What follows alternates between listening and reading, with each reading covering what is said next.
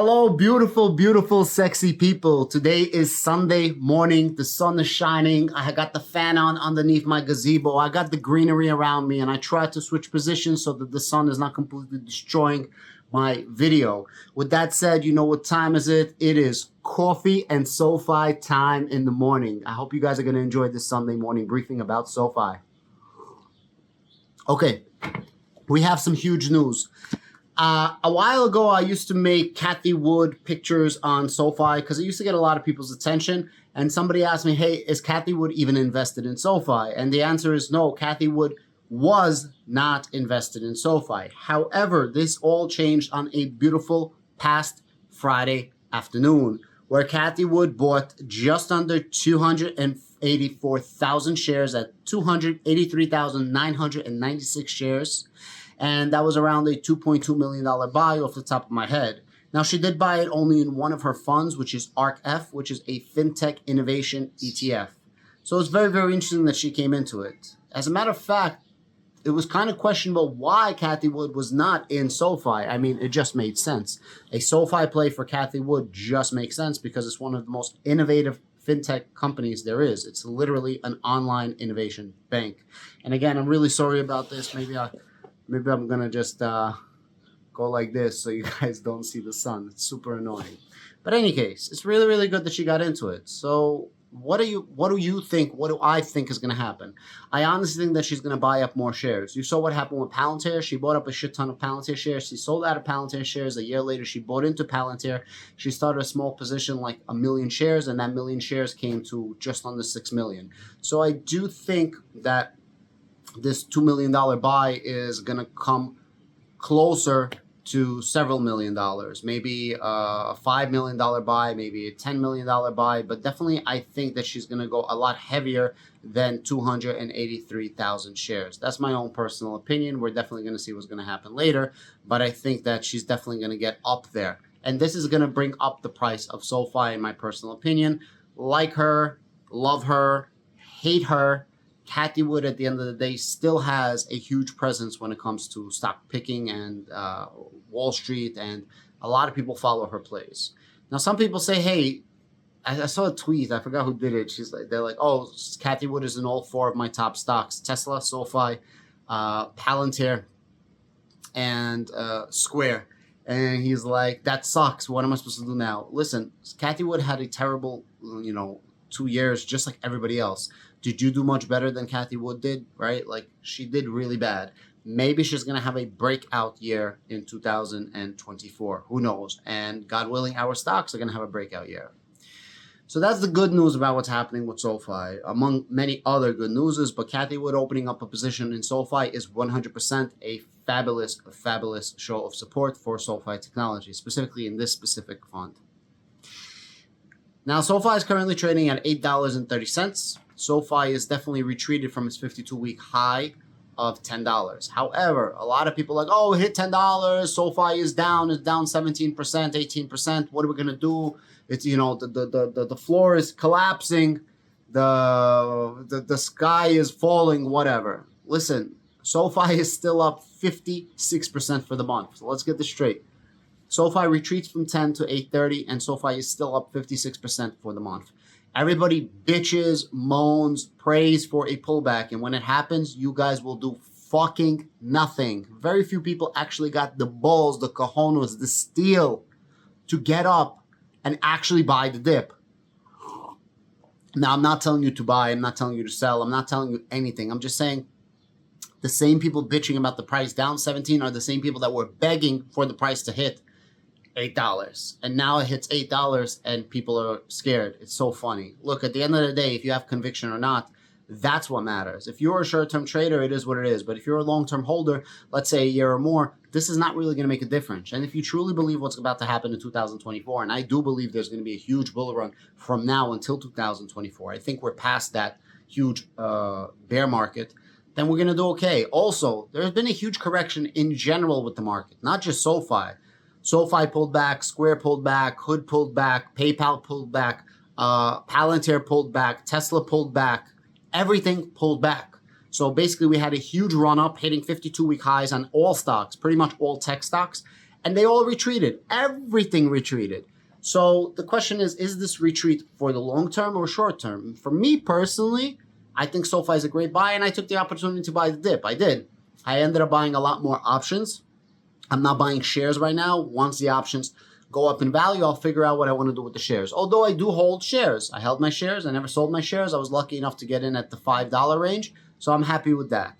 We'll see what's going to end up happening. Maybe SoFi goes down more, but I do think that this week is going to be an up week. I even bought call options on TQQQ, which I share with my channel members. If you guys want to join channel membership, but the link is going to be down below. If not, the link to my Twitter is going to be down below as well. But that's how confident I am that this week is going to go up, because last week was a overreaction. Now, I don't know what's going to happen because of this whole thing that happened with Russia and this coup, but I definitely thought as of the end of Friday that this week was going to be a good week coming up, and I still think that it's going to be. It's going to be very interesting to see what's going to happen. Ukraine took land, but this is not that type of video. There is some downside. Why is the price of SoFi going down? They got not downgraded, not the price. So 3 analysts said, calm down. SoFi already ran up as hot as it is, and it's already trading where it should be 6 months or a year from now, and it got to $10. So that cooled us off. But then there's this new analyst, Compass Point, and he initiated a SoFi at $5. $5. Now, the range of all SoFi analysts is somewhere between $3 and $14. So take these with a grain of salt. Truist has it right when it comes to SoFi, in my opinion. I also own Truist Bank. Shout out to Truist Bank. It seems like their analysts are really good in general. And they're saying that they are going to eat everyone's lunch. SoFi is going to eat everyone's lunch. I'm going to sound like a broken record, and I'm going to tell you like this. SoFi has a massive opportunity to take market share from legacy banks. They're not going to catch up to a JP Morgan. They're not going to catch up to a Citibank. They're not going to catch up to a Bank of America. They're not going to catch up to those major players, and I'll explain to you why. Those major players, they make almost all their money from commercial banking. They don't really care too much about retail banking. However, SoFi can go after the smaller banks and the regional banks, so on and so forth. And eventually, they can offer commercial products. Like I said, one of the issues or one of the good things about SoFi is I try to open up a business account with them. They don't offer it. They don't offer custodial accounts. They don't offer home equity lines.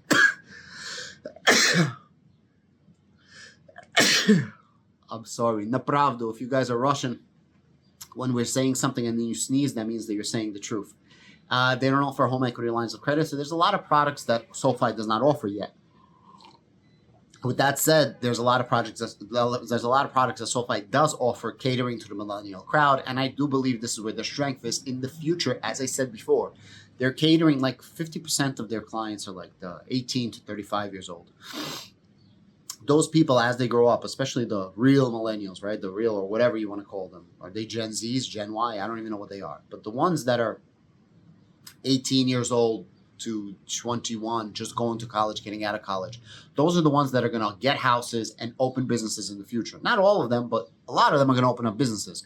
If you already have a relationship with them that you started back in college with school loans, then you're going to foster this relationship in the future. And that relationship is you're planting seeds now, and it's going to grow into a mighty tree with a lot of fruits. That's what I'm thinking. And then that's when SoFi can offer more products, for example, commercial products. So there's definitely a lot of room to grow. Now, I don't want to sound like a broken record. SoFi's main revenue, like 70 or 80%, is between loans. Now, 70 to 80% of those loans are relying on personal loans, which leaves 20 to 30% of the market, which is home loans and student loans. Student loans is about to start up again. People are going to have to pay the piper. On average, people are going to have to cough up $600-700. These students, the people the dumbasses who were spending their money on dumb shit this whole time, are now going to have to spend that money. A lot of people don't have that money. And they're going to have to refinance. And SoFi can refinance you in 2 ways: lowering your interest rate, or staying the same or even increasing your interest rate, but giving you a longer spread or time-wise of you paying those loans. So it's going to be very exciting to what's going to happen. Now, there's an estimated $200 billion TAM, total addressable market, for these loans. If SoFi can just get 2% of that, that's $4 billion of revenue that SoFi is going to bring in, right? Think about that. Think about the numbers of SoFi. Now, SoFi has $10 billion of deposits. They're estimating an extra $2 billion every single quarter. Their loans are super strong, offering 4.3% on the savings. I'm sorry, their products are super strong, offering 4.3% on the savings account, which allows them to generate more leads. What's a lead? A customer, people that use SoFi. So I think they figured out the formula to win, and now they're implementing that formula, and the formula is working. Their closest competition was Ally Bank. Ally Bank also offers online services, and SoFi surpassed them. I don't know if they still surpass them, but for a while, their market cap surpassed Ally Bank. They doubled up while Ally Bank was just standing still, and that's their closest competitor in terms of online banking products. Also, when's the last time you walked into a branch? Almost everybody does online banking. So wouldn't an online bank in totality be a good choice for this new generation? In my personal opinion, yes. Also, huge catalyst with home loans, which is going to be a catalyst 12 to 36 months from now once the rates are going to go down. Massive catalyst with GAAP profitability. SoFi hits GAAP profitability in Q4. It's a wrap. Now, they were projecting partial GAAP profitability for the quarter. I think they're going to get a full quarter of GAAP profitability for Q4. And I think this is definitely going to take us to the promised land. And yeah, that's all I wanted to say about SoFi. That's my brief about SoFi. I think it's an excellent buying opportunity. I don't think that this buying opportunity is going to last. And yes, the price might go lower. But honestly, I think right around that mid-7 ranges is exactly like that line of where SoFi is going to stop going down, if it gets to that point. Again, the geopolitical uncertainty that's happening right now in Russia, I don't know how that's going to affect the market. But in reality, I don't think what happened with this thing in Russia is going to be bad for the markets. Maybe for like commodities like oil, gold, natural resources, but not for the stock market, especially for a SoFi, a Palantir, although this is not a Palantir video. I think this is great for Palantir. So I don't think there's going to be too much instability when it comes to SoFi this week. And I'm adding, and if it dips under $8, I'll add again. Right now, I'm good. I added a lot. I added a lot of nice leap contracts. I'm happy, and we'll see what ends up happening in the future. I believe I also bought SoFi for my daughter's account and my son's account as well. I think for my daughter's. Thank you very much. Don't forget to follow me on Twitter. And if you guys want, support me. The next coffee is on you. $3 channel membership, where I actually share all of my options plays and any new plays that I do. For example, I called the Bitcoin crypto play, and we're up really nice numbers since I made that video for my private channel members. Thank you. Have a great day.